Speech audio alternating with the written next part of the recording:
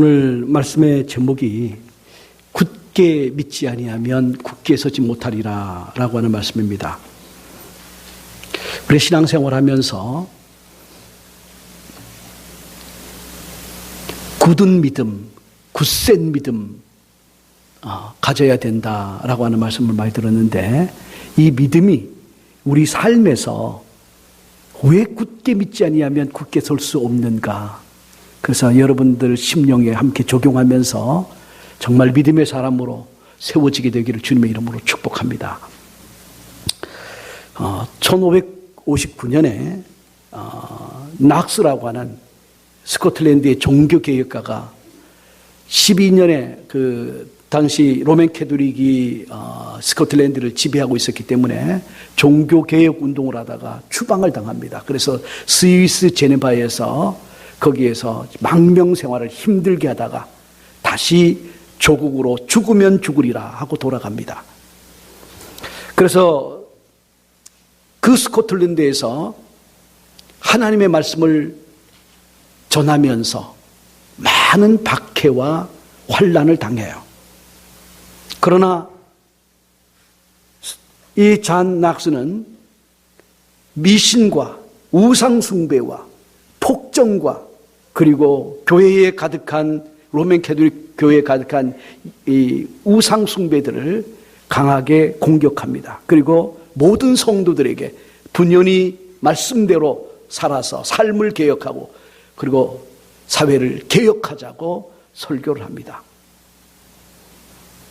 개혁주의가 이 종교개혁이 어느 성공하는 찰나에 메어리라고 하는 피해 여왕이 등극을 합니다. 이 여왕은 이 스코틀랜드와 영국에 다시 로마 캐톨릭을 세우려고 했습니다. 그래서 메리 여왕은 영국 로만 카톨릭만 참교회라고 주장을 했습니다. 그래서 법으로 스코틀랜드와 영국 의회가 금지시켰던 미사를 다시 부활시키고 그리고 그의 왕권으로 종교개혁과 성도들을 탄압하고 박해할 때 그때 목숨을 걸고 잔 낙스가 다시 복음 가운데 서야 된다고 메리 여왕한테 강력하게 경고를 하죠. 로마 교회와 교황제도를 적그리스도라고 규정하면서 맹공을 퍼부었습니다. 메리 여왕은 영국과 스코틀랜드의 백성들이 이 잔 낙스의 설교를 듣는 것을 두려워했어요. 그래서 드디어 스코틀랜드의 이 잔 낙스를 소환을 합니다. 잔 낙스가 소환을 받아서 메리 여왕 앞에 갈 때 그때 주변에 많은 사람들이 당신이 여왕 앞에 가면 지금까지 많은 요한 후스라고 하는 사람, 위클리프라고 하는 사람들, 많은 종교개혁자들이 그들의 신변을 보호해 준다고 약속해 놓고 현장에 나타나자마자 체포하고 고문하고 그리고 불태워 죽이지 않았느냐? 메리 여왕도 잔인한 피해 여왕인데 거기 가면 안 된다고 강력하게 반대합니다. 그때 잔 낙스는 나는 죽는 것이 두렵지 않습니다. 나는 하나님의 말씀을 그리고 그 여왕에게 전하겠다고 하면서 갔습니다. 메리 여왕은 1만 명의 군대를 거느리고 왕의 위엄을 최고로 살리면서 잔 낙스를 그 앞에 세웁니다. 그 앞에 서게 합니다. 그리고 로마 교회야말로 참된 하나님의 교회인데 왜 당신은 로마 교회에 반대해서 종교개혁을 선포하느냐? 그때 잔 낙스가 이런 말을 합니다. 로마 교회는 창녀이고 로마 교회는 교리에 있어서나 관습에 있어서 온갖 영적인 간음으로 완전히 더럽혀져 있습니다 라고 얘기를 합니다.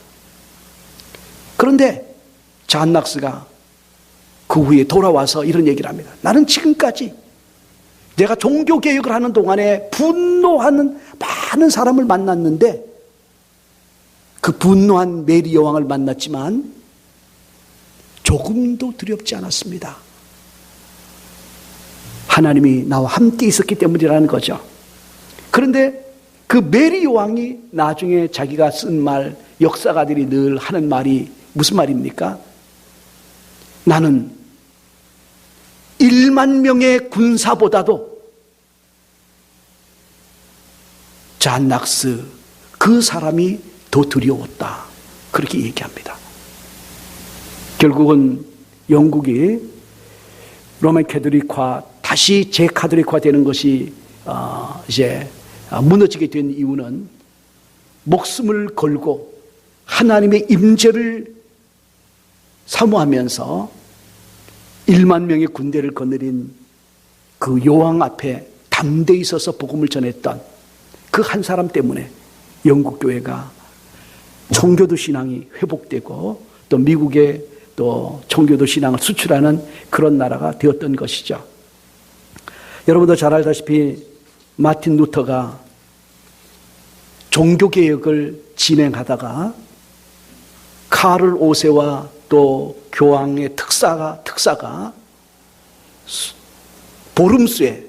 보름수에 소환을 내리죠. 물론 보름수 국회에서는 뭐라고 얘기냐면 당신의 신변을 15일 동안 보장해 주겠다라고 약속하면 15일입니다.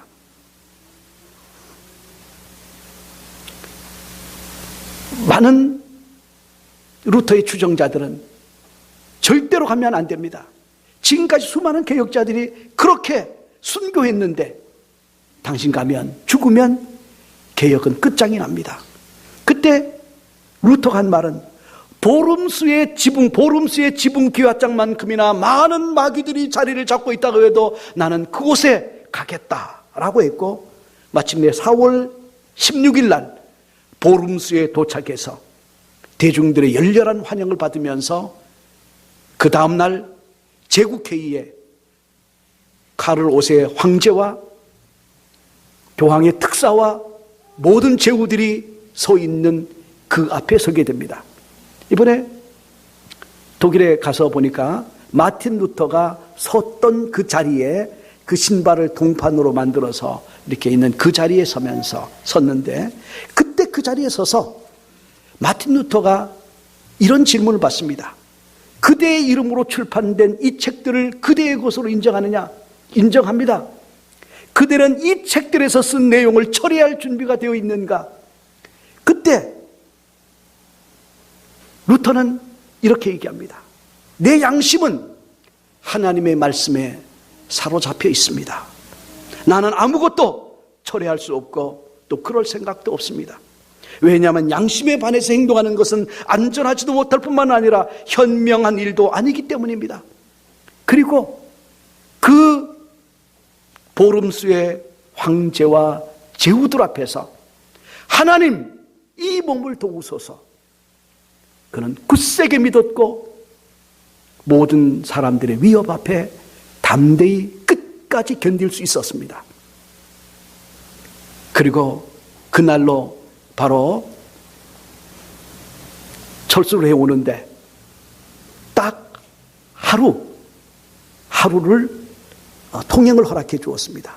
그때 이 루터의 측근들이 뭐냐면 루터를 납치하는 형식으로 비텐베르크 성에 모셔다 놓았고, 비텐베르크 성에서 12주 동안 성경을 번역하면서 종교교역이 성공리에 이끌게 되었습니다. 오늘 사랑하는 성도 여러분, 오늘 우리가 평범할 때는 믿음으로 사는지 내 생각으로 사는지 그렇게 드러나지 않아요. 그러나 정말 힘들고 어려운 환경 한가운데 섰을 때, 정말 굳게 믿지 아니하면 굳게 설 수 없는 상황, 그런 상황에 섰을 때 여러분, 저와 여러분들이 어떻게 해야 합니까? 굳세게 믿는다고 하는 것이 무엇을 의미하는지 오늘 우리 본문을 통해서 한번 보기 원합니다. 사실 우리는 이런 말을 합니다. 아무것도, 믿음 없이는 아무것도 살 수 없어요. 정말 우리는 이 세상을 믿음으로 살고 있어요. 그런데 지금 우리는 이런 말을 하죠. Seeing is believing. 백문이 불여일견이다 라고 말을 해요. 그런데 지금까지 우리가 이 세상에서 본 것은 무엇입니까? 주변의 모든 사람들이 태어나서 늙어지고 죽는 것을 보았고, 모든 만물들이 쇠하는 것을 보았고, 그리고 모든 것들이 낡아지고 후패해지는 것을 보았습니다. 그러다 보니까 죽었다가 살아나는 그 기적을 우리는 믿을 수 없어요. 지금까지 본 것은 죽어있는 모든 것은, 살아있는 모든 것은 죽는 것을 보았기 때문에. 그래서 그런 일이 어떻게 일어나냐? 그렇게 말합니다. 처녀가 아이를 잉태해서 예수 그리스도가 이 땅에 오셨다는 사실에 대해서 우리는 얘기합니다. 어떻게 처녀가 아이를 잉태할 수 있어? 우리는 본 것만 익숙해요. 보지 못한 것들을 잘 믿지 못해요. 그런데 사랑하는 성도 여러분, 우리 성경을 통해서 끊임없이 우리 하나님이 우리에게 주시는 것은 뭐냐면 하나님의 위대하심과 하나님의 전능하심에 대한 이야기가 성경에 가득 기록되어 있어요. 그래서 우리는 이 세상에서 무엇을 믿어야 하는지 결단하도록 요청을 받아요. 여러분, 믿는 도끼에 발등 찍힌다 이런 말씀 들어보셨습니까? 어느 날 내가 정말 믿었는데 믿는 도끼에 발등이 찍히는 그런 일이 벌어져요. 오늘 우리가 성경에서 또 우리가 이 세상에 살면서 우리는 믿음은 자유인데 뭐 아무거나 믿어도 되지 않느냐라고 얘기를 해요. 그렇습니다. 믿음은 자유죠. 아무거나 믿어도 됩니다. 그런데 과연 그 믿은 그것이 여러분에게 정말로 덕이 되고 축복이 되고 은혜가 되고 생명이 되느냐라고 하는 거예요. 모든 것이 믿는다고 해서 믿은 모든 것이 여러분에게 생명과 축복을 주지는 못해요. 오늘날 많은 사람들이 힘 있는 사람들, 권력자들, 그들을 믿어요. 오늘 아수왕이, 오늘 우리가 읽은 본문의 내용은 아수르라고 하는 신흥 강대국이 갑자기 커졌어요. 그리고 주변의 모든 나라들을, 작은 나라들을 다 정복하면서 국력이 확장되어 가는데, 문제는 뭐냐면 남왕국 유다까지, 북왕국과 아람, 지금의 이제 아람은 다메섹이라고 하는 나라고, 다메섹이 수도를 하고 있었고 북왕국은 사마리아에 수도를 하고 있었어요. 그런데 아수르라고 하는 신흥 강대국이 지금 이라크 지역에서 강력하게 커지면서 세력을 확장하니까 북왕국 이스라엘과 아람이 위협을 느껴서 우리가 이 아수르의 공동 대처자고 하면서 군사 동맹을 맺습니다. 그런데 아하스 왕은 이 약한 나라들, 북왕국 이스라엘과 아람이라는 작은 나라들을 이 세 나라가 뭉친다고 무슨 도움이 되겠느냐? 차라리 강대국 아수르를 믿는 게 낫지. 그래서 겉으로는 동맹하는 척하지만 속으로는 미원한 반응을 보이기 시작합니다. 그러니까 북왕국 이스라엘 왕 르말리아와 아람 왕 베가가 아무래도 남왕국의 태도가 이상하니까 이 나라부터, 유다부터 침공해서 후환을 없애고 꼭두가시 정부를 세우자, 이렇게 결정을 하고 군사를 일으켜서 남왕국 유다를 치려고 합니다. 그런데 아하스 왕, 남왕국 유다는 정치적으로 군사적으로 준비된 게 없어요. 군사가 대군을 이끌고 내려온다고 했을 때 두려움에 떨었어요. 얼만큼 떨었느냐? 숲속에 나무 잎이 바람에, 가지가 바람에 흔들리듯이 왕과 백성의 마음이 심히 흔들렸다는 거예요. 떨렸다는 거예요. 혹시 여러분 사시면서 어떤 어려운 일 직면해서 여러분의 마음이 떨려 본 적이 있습니까? 사시나무 떨듯이 여러분의 심령이 그냥 불안과 두려움에 떨어 본 적이 있으세요? 그런데 이스라엘 남왕국 유다의 왕이 북왕국과 아람의 동맹군의 침공을 앞두고 그렇게 두려움에 떨었다는 거예요.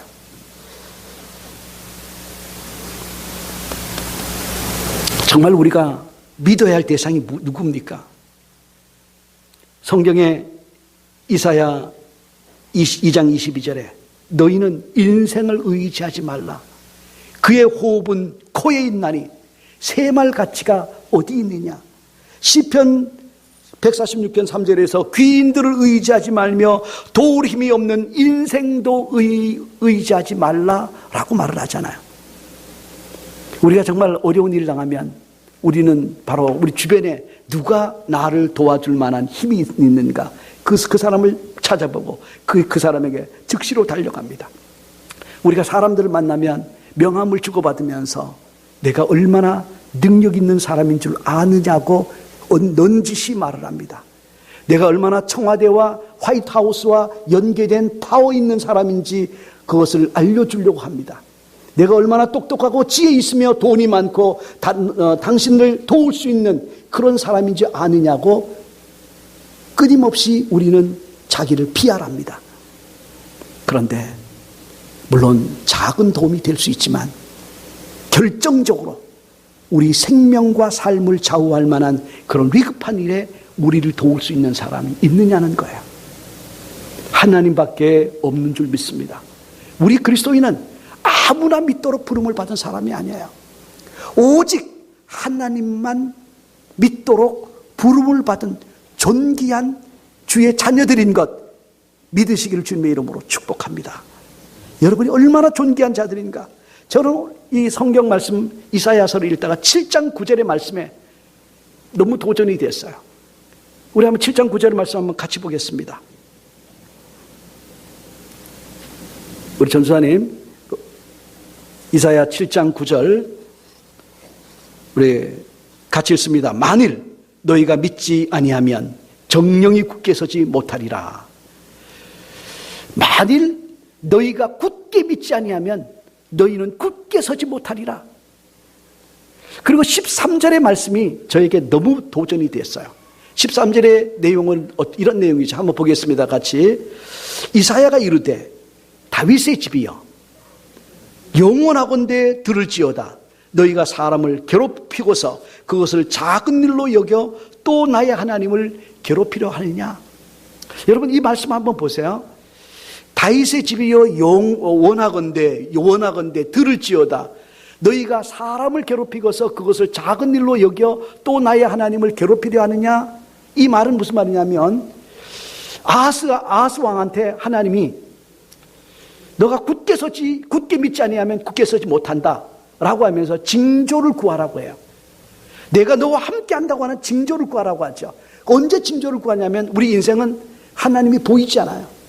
근데 보이지 않는 우리 하나님을 우리가 본 것처럼 흔들리지 않는 믿음의 사람으로 세우는 방법이 하나님이 우리에게 약속을 징조로 주는 거예요. 그래서 아하스 왕에게 처녀가 잉태하여 아들을 낳을 것이다. 물론 800년 후에 이루어질 일이지만 하나님께서 내 나라를, 내 왕권을 800년이 아니라 영원무궁히 이 나라가 다윗의 집안이 번성하게 할 것이다. 이런 약속도 있지만 그 약속을 우리 한순간 짧은 인생을 사는 사람이 어떻게 알겠습니까? 그런데 하나님께서 이사야의 부인이 이제 첫 부인이 죽으면서 둘째 부인을 이제 처녀를 맞이해서 결혼하면서 마할랄렐 하스바스라고 하는 아들을 낳았는데 이 아이의 별칭이 임마누엘이에요. 그래서 하나님께서 내가 너와 함께 할 건다. 근데 이 아이가 12살이 되기 전에 너를 힘들게 하고 괴롭히는 북왕국 이스라엘과 아람이 지도에서 자치도 남지 않을 거다. 이렇게 하나님이 약속을 주시는데 이 아하스 왕이 나는 하나님을 시험하지 않겠습니다. 이 말은 경건한 것 같지만 속으로는 나는 하나님 안 믿어요. 나는 눈에 보이는 아수르가 보이지 않는 하나님보다 더 믿음직스럽습니다. 이 말이에요. 그때 하나님이 13절에 이 말씀을 주신 것이야. 다윗의 집이여 정말 원하건대 들을지어다. 너희가 사람을 괴롭히고서 그것을 작은 일로 여겨 또 나의 하나님을 괴롭히려 하느냐?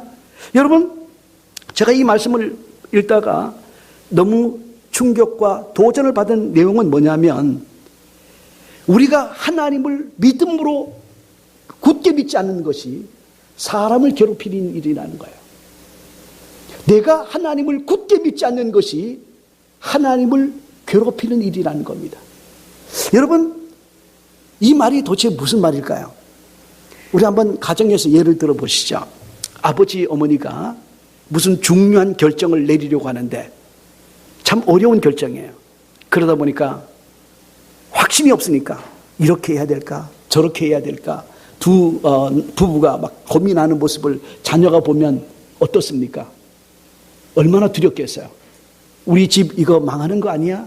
아이들이 그런 생각하지 않겠습니까?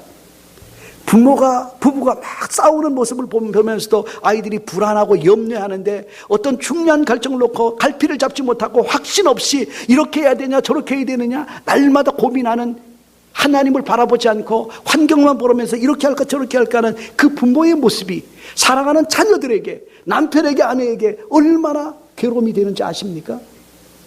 왕이 하나님의 약속의 말씀을 다 붙들고, 그래 하나님이 나와 함께 하시는데 내가 무엇을 두려워하랴 라고 하는 담대한 믿음으로 서가지고 신하들과 백성 앞에 딱 서게 되면, 백성들이 큰 대적을 앞에 두고서도 하나님 아버지를 굳게 믿는 그 왕의 처신을 보고 평강과 기쁨을 느끼지 않겠습니까? 북왕국 이스라엘이 80만의 대군을 이끌고 남왕국 유다를 침공한 적이 있어요. 그때 여호사밧 왕은 군대가 40만이었어요. 북왕국은 80만의 대군으로 지금 파죽지세로 남왕국 유다를 점령하려고 할 때, 그때 여호사밧 왕이 굉장히 두려웠어요. 두려워 떠는 그에게 한 선지자가 찾아와서 이 전쟁은 사람에게 속한 것이 아니요 하나님 여호와께 속한 것이다 라고 말을 합니다. 이 말씀을 들은 여호사밧 왕이 너무 감동이 되었어요. 그래, 전쟁은 사람에게 속한 것이 아니야 하나님에 속한 것이지. 이 말씀을 붙들고 그는 즉시로 백성들의 대표와 신하들을 소집합니다. 그리고 전쟁은 하나님께 속했다고 하는데 우리가 왜 무엇을 두려워하랴? 사람이 하나님을 이기지 못하게 하옵소서 기도하면서 찬양대를 조직해요. 그래서 군대가 앞서간 것이 아니라 찬양대가 전쟁터의 제1선에 서서 제사장들과 백성들의 찬양대가 찬송하면서 진군합니다. 어떤 일이 벌어졌죠? 칼로 싸워서 이긴 것이 아니라 찬양할 때 하나님이 벼락과 내성으로 누구를 공격합니까? 북왕국 이스라엘이 완전히 무너지게 해서, 그래서 이스라엘 백성은, 남왕국 유다의 백성들은 3일 동안이라 전리품만 거두는 수고한 거 외에는 그 북왕국 이스라엘에서 화살 한 대 쏘지 않고 큰 전쟁에서 승리할 수 있었던 것, 여호와 하나님을 믿고 나갈 때 이루어진 일입니다. 하나님을 굳게 믿으면 백성들이 평안함을 누리고, 부모가 하나님을 온전히 신뢰하면 온 가족이 평안하고, 그리고 뿐만 아니라 하나님 앞에서 우리는 다 그분의 존귀한 자녀들이잖아요. 예수를 믿는 사람이나 믿지 않는 사람들이나 다 하나님의 자녀들이에요. 세상 사람들도 하나님의 자녀들이고 저와 여러분들도 하나님의 자녀들이에요. 특징 하나가 있다면 세상 사람은 하나님을 아버지로 인정하지 않고 저와 여러분은 하나님을 아버지로 인정할 뿐이에요. 그런데 우리 믿음의 사람들이 담대하게 믿음을 가지고 나아갈 때 하나님이 우리를 인해서 기뻐하고 즐거워하지만, 우리가 하나님을 믿지 못하면 모든 하나님도 우리의 믿음의 사람을 통해서 일해야 되는데, 믿음의 사람이 믿음이 없으면 하나님도 괴롭습니다. 아하스 왕이 믿음 가운데 서 있지 않으니까 온 이스라엘 백성이 얼마나 고난을 당해요.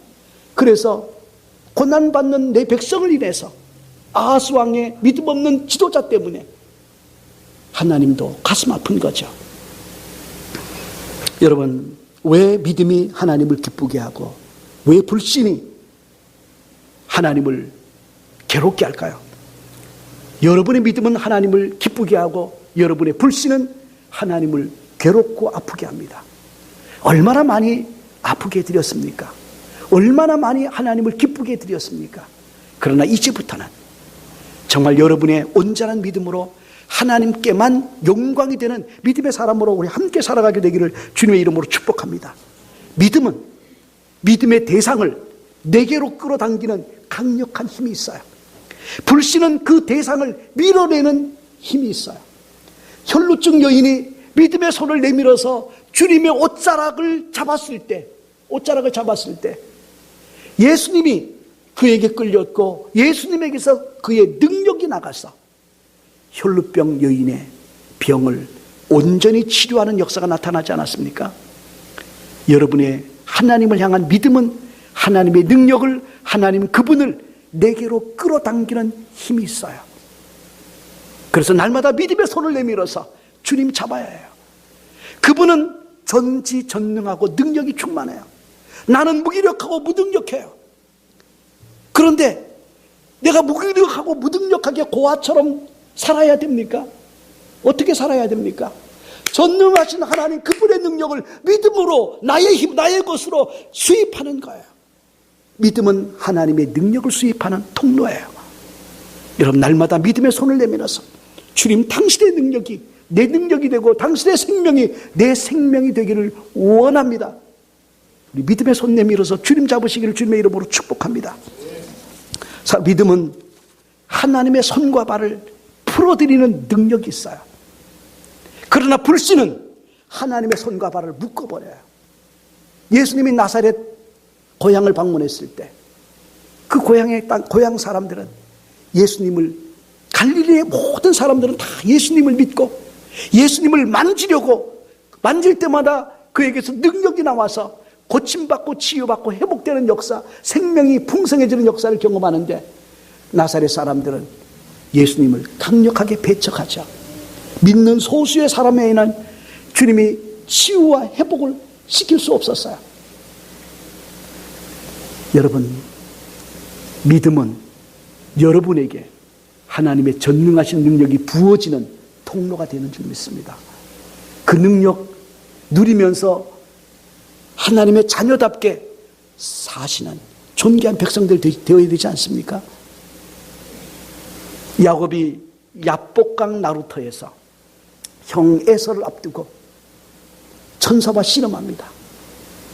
그래서 하나님이 그 야곱의 믿음을 보시고 야곱을 도우려고 군대를 파송하는데, 근데 야곱은 지나가는데 천군 천사들이 있는 거예요. 그래서 천군 천사들을 보고 이런 얘기를 합니다. 하나님의 군대네. 근데 그 군대가 자기를 위해서 파송된 군대라는 것을 몰랐어요.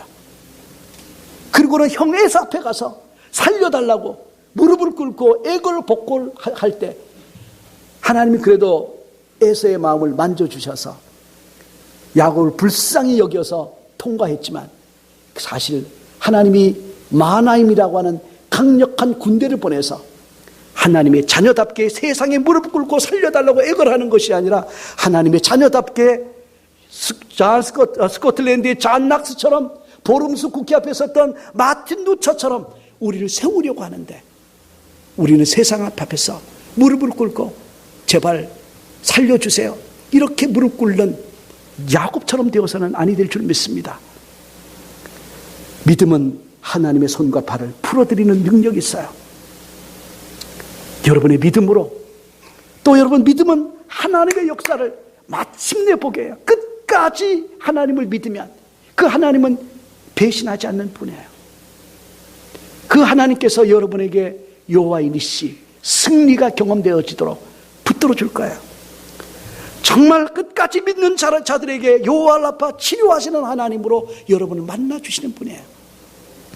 정말 불안과 두려움에 떨 때 하나님을 붙잡으면 그분이 평강으로 여러분을 붙잡아 주셔서 삶을 살아가는 모든 과정 속에서 하나님을 믿지 않는 사람은 불안, 두려움, 초조로 마음속이 지옥 같은 괴로움을 느끼면서 살아가지만, 그러나 하나님을 온전히 믿는 사람들은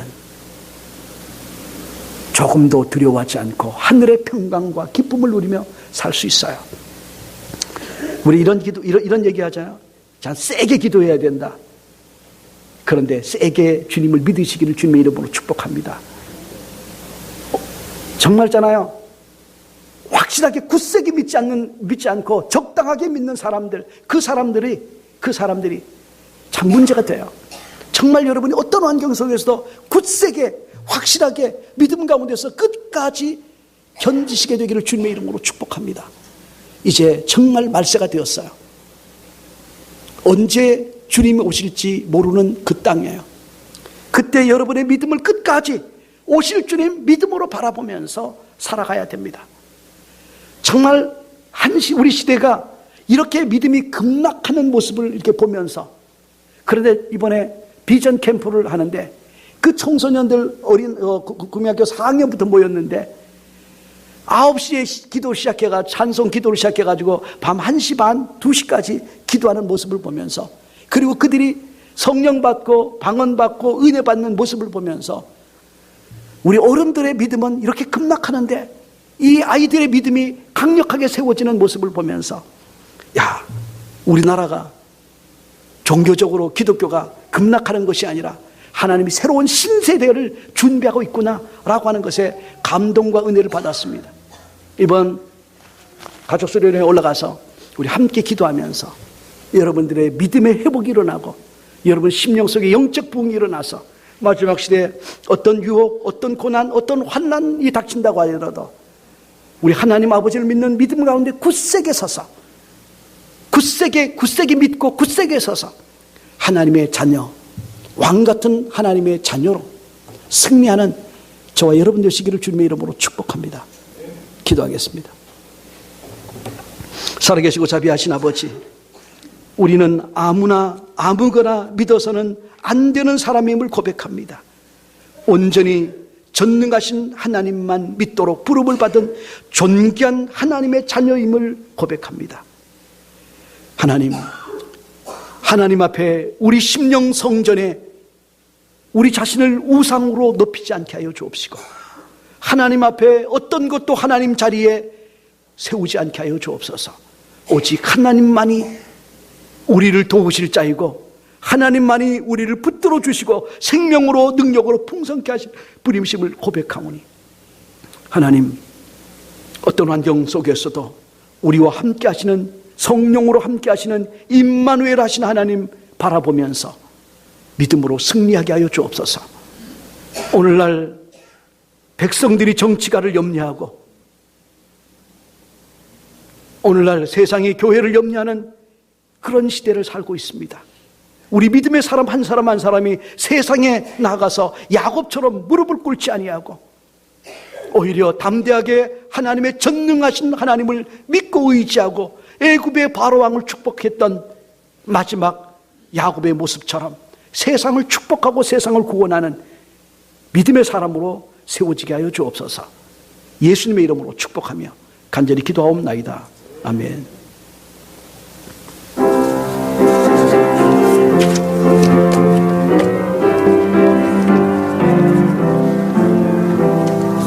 주의 곁에 있을 때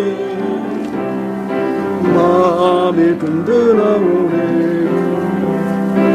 주여 나를 도우사 주소서. 주여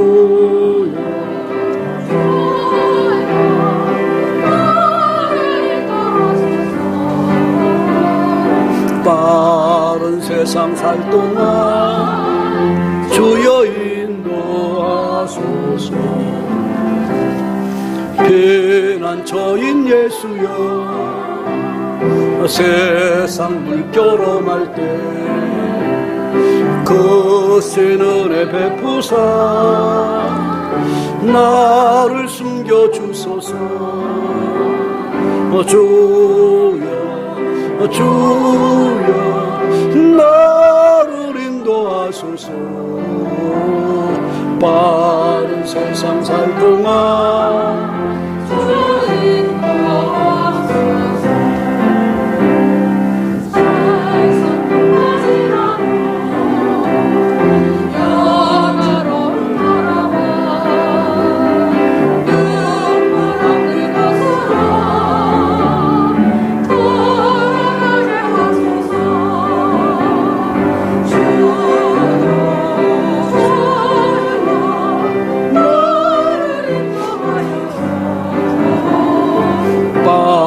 세상 살 동안 주여 인도하소서.